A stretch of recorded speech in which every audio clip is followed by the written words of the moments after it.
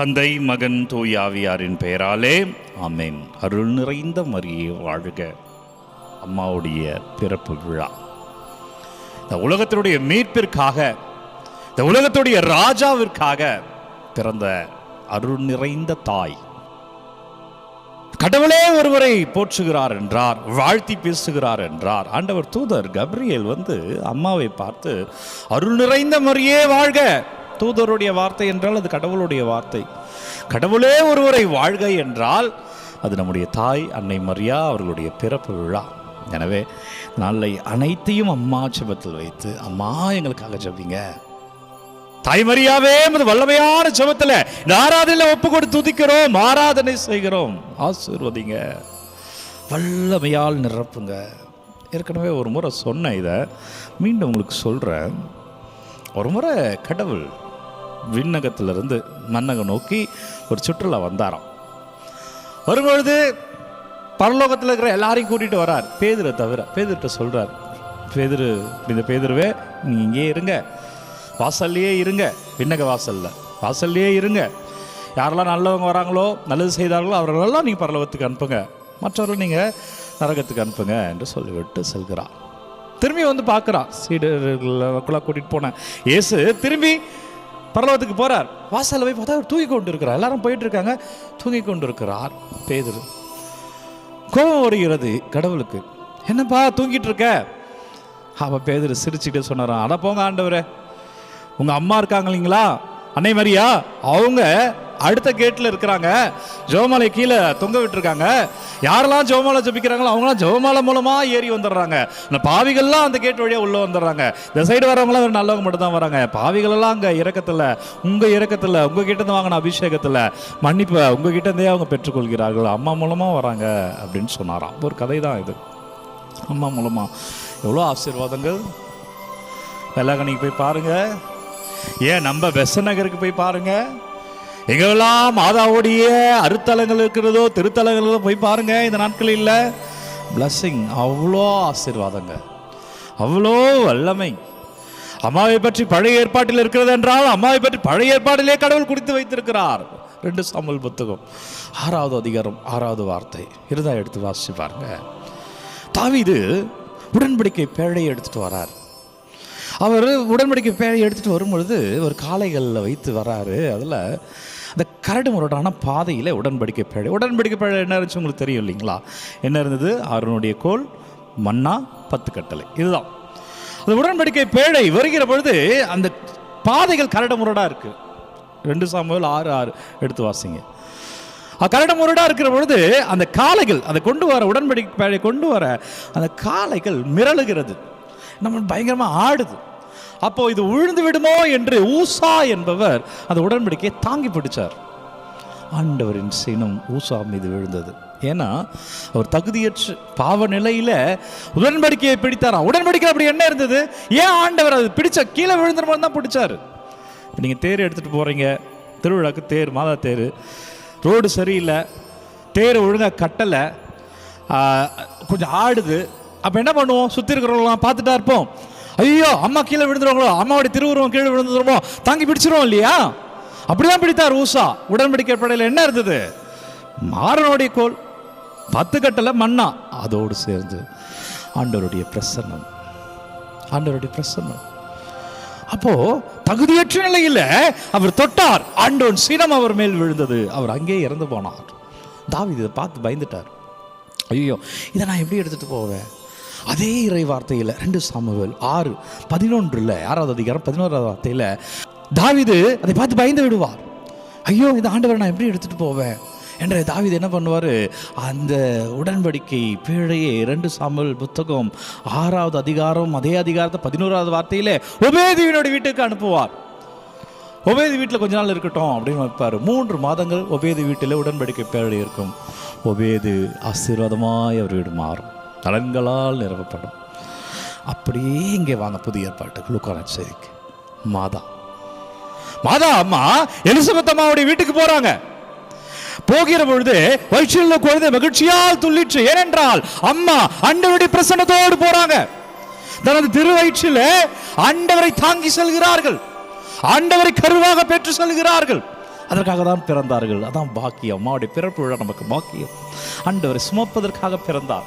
என் பரமனை சுமப்பதற்காக பிறந்தார். என் தேவனை சுமப்பதற்காக பாக்கியத்தை ஆண்டவரை கொடுத்தார் என்றால் அம்மா எவ்வளவு மகத்துவமான ஜெபம் பாருங்க. ஜெபமாலை ஜெபிப்பது என்பது அம்மாவோடு ஜெபிப்பது. ஜெபமாலையில் அம்மா உனக்காக அந்த தாய் மரியா நீ ஜெப கையில ஜெபிக்கிற பொழுது, கடவுள்கிட்ட ஜெபிக்கும் பொழுது அம்மா நமக்காக ஜெபிக்கிறாங்க பாருங்க. பழைய ஏற்பாட்டில் அந்த உடன்படிக்கை பிரசன்னத்தோடு போனது, அது தவறு என்ற உடனே ஆண்டவர் தகுதியற்ற நிலையில் ஒருத்தன் தொட்டான். ஆண்டவர் அவர்களை அங்கவே சாகும்படி செய்தார். எவ்வளோ பேர் அம்மாவை தப்பாக பேசுகிறாங்க, எவ்வளோ பிரிவினை சகோதரிகள், எவ்வளோ பாஸ்டர்ஸ், எவ்வளோ பேர் தப்பாக பேசுகிறாங்க. ஆனால் ஏன் தெரியுமா ஆண்டவர் செய்யணும் அவங்க மேலே விழலை? தாய் மரியா தன்னை பற்றி தவறாய் பேசுகிற அவர்களுக்காகவும் ஜெபித்து கொண்டிருக்கிறார். மரியே வாழ்க சொல்லுங்க, மரியே வாழ்க. அம்மா அவர்களுக்காகவும் ஜெபித்து கொண்டிருக்கிறார். அதனால தான் ஆண்டவர் செய்யணும் ஒருவேளை ஒரு மேலே விழலையோ என்னமோ. அம்மா உற்சவம் அவ்வளோ மகத்துவமானது. 3 மாதங்கள் ஒபேது வீட்டில் 2 சாமுவேல் 6வது அதிகாரத்தில் 3 மாதங்கள் இருந்தது. ஒபேது ஆசீர்வதிக்கப்பட்டார். மாதாமா எலிசபெத் அம்மா வீட்டில் 3 மாசம் இருந்தாங்க. திருமுழுக்கு யோவான் பிறந்தார். இது தாவீது கிட்ட சொல்றாங்க. 3 மாதங்கள் அங்கே நல்லா ஆசீர்வாதத்தை வாங்கிட்டாரு. உடனே தாவீது உடன்படிக்கை படி அங்கேருந்து எடுத்துட்டு வராரு, நடனமாடி எடுத்துட்டு வராரு. புதிய ஏற்பாட்டில், இது பழைய ஏற்பாட்டில் 6வது அதிகாரம் 2 சாமுவேல் புத்தகத்தில் தாவீது நடனமாடி உடன்படிக்கை பேரை எடுத்துட்டு வர்றாரு. அதான் பாட்டு வரும் பாருங்க, தாவீதை போல நடனமாடின்ற பாடல் வரும். அவர் நடனமாடி எடுத்துட்டு வர்றாரு. இங்கே புதிய ஏற்பாட்டில் எலிசபெத் அம்மா வயிற்றில் குழந்தை யாரு? திருமுழுக்கு யோவான். மாதாமா வராங்க. மாதாவை பார்த்த உடனே வயிற்றில் உள்ள குழந்தை மகிழ்ச்சியால் துள்ளிட்டு நடனமாடியது. அங்கு தாவீது நடனமாடினார். எங்க? உடன்படிக்கை பேழை முன்பாக. என்ன எதிர்பார்த்து? ஆண்டவருடைய பிரசன்னத்தை பார்த்து. என் ஆண்டவருடைய பிரசன்னம் என் ஊருக்கு வருது, என் வீட்டுக்கு வருது, என் மக்களை தேடி வருகிறது. நடனமாடினார். இங்க திருமுழுக்கு யோவான் நடனம் ஆடுறார். வயிற்றில் கொண்டு மகிழ்ச்சியால் துள்ளிட்டு என்ன அர்த்தம்? நடனம் ஆடுகிறார். என்ன நடனம்? என் ஆண்டவரின் தாய் தூய ஆவியின் வல்லமை பெற்று இயேசுவை தாங்கி வந்தார். அந்த அம்மா தேர்ல அம்மா இறை பிரசன்னத்தை தாங்கி வர. நீங்க தேருக்கு போறீங்களா? இன்னைக்கு மாதாவுடைய பர்த்டே தேருக்கு போறீங்களா? மாதாவுடைய கொடி இருக்கும், நிறைய இடங்கள் இருக்கு. அந்த கொடி இறங்குகிறது. ஆண்டவருடைய பிரசன்னத்தை தாய் மரியா எடுத்து வருகிறார். அதனால தான் நேற்றைய தினம் நாங்கள் இரவு 12 மணிக்கு, இப்போ 3 மணிக்கு இது ஆராதனை, நாங்கள் 12 மணிக்கு ஒரு நைட்டு 12 மணிக்கு தேர் ஒரு திருப்பலி நிறைவேற்றி அம்மாவுடைய பர்த்டே கேக் வெட்டு கொண்டாடினோம். அது அம்மா நமக்கு. ஏனென்றால் என் தாய் எனக்காக ஜெபிப்பதற்காக வருகிறார். அன்றைக்கு இயேசுக்காக வந்தார், இன்றைக்கு எனக்காக வருகிறார், உனக்காக வருகிறார். எதற்காக? ஜெபிப்பதற்காக வருகிறார்.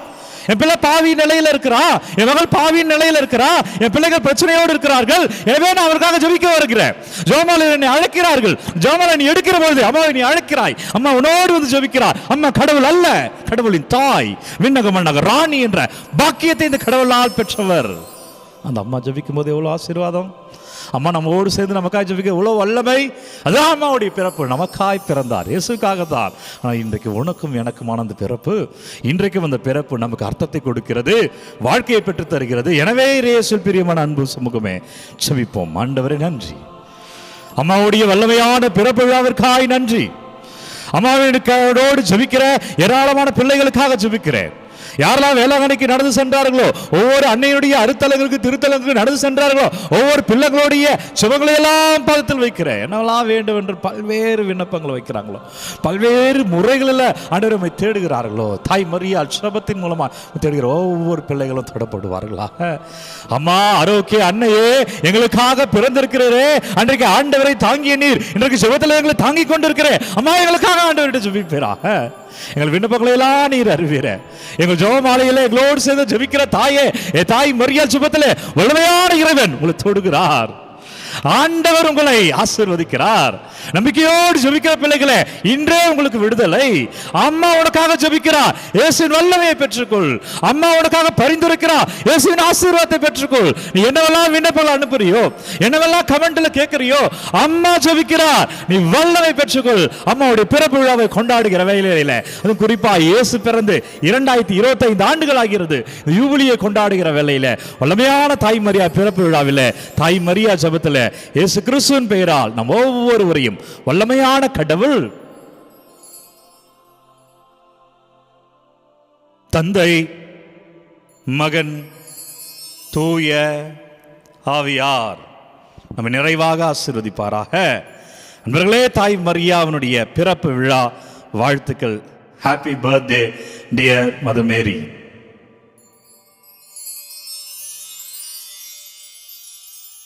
எனவே அன்னையினுடைய அன்பு பக்தர்களே, உங்கள் அனைவருக்கும் திருவிழா நல் வாழ்த்துக்களை தெரிவிக்கிறேன். இந்தந்த ஊரெல்லாம் திருவிழா கொண்டாடி கொண்டிருக்க எல்லாருக்கும் வாழ்த்துக்கள். குறிப்பாக நான் இருந்த திருத்தணி மக்கள் அனைவருக்கும் திருவிழா நல் வாழ்த்துக்கள். நான் இருந்த பன்னூரில், அதுவும் மாதா கோயில் தான், திருத்தணி மாதா கோயில். எனவே அங்கே உள்ள அனைவருக்கும் திருவிழா நல் வாழ்த்துக்கள். என்னுடைய பங்கு அம்பத்தூர் எஸ்டேட் மண்ணூர்பேட்டை பங்கு மாதா கோயில் மண்ணூர்பேட்டை மக்கள் அனைவருக்கும் அன்னையினுடைய விழா வாழ்த்துக்கள். அன்னையுடைய பக்தர்களே, உங்கள் அனைவருக்கும் விழா வாழ்த்துக்களை தெரிவிக்கிறேன். வலிமையான தாய்மரியா ஜெபத்தில் வாழ்வீர்கள். உங்கள் விண்ணப்பங்கள்லாம் கமெண்ட்டில் அனுப்புங்க. இந்த ஆராதனை யாருக்கு தேவைன்னு நினைக்கிறீர்களோ அவர்களோடு பகிர்ந்து கொள்ளுங்கள். God bless you. Take care. Have a nice day.